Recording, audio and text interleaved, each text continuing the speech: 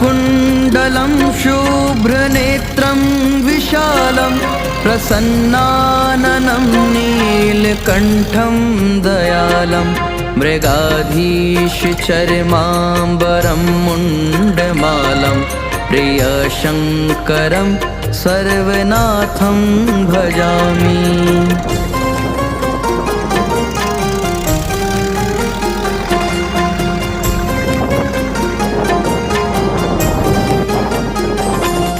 प्रचण्डं प्रकष्टं प्रगल्भं परेशम् अखण्डम् अजं भानुकोटिप्रकाशं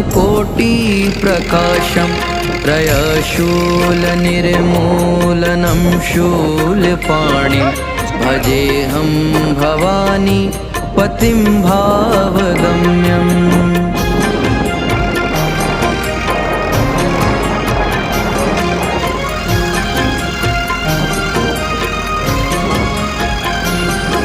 कलातीत कल्याण कल्पान्तकारी सदा सच्चिदानन्द दाता पुरारी चिदानन्द सन्दोह मोह पहारी प्रसीद प्रसीद प्रभो मन्मथारी।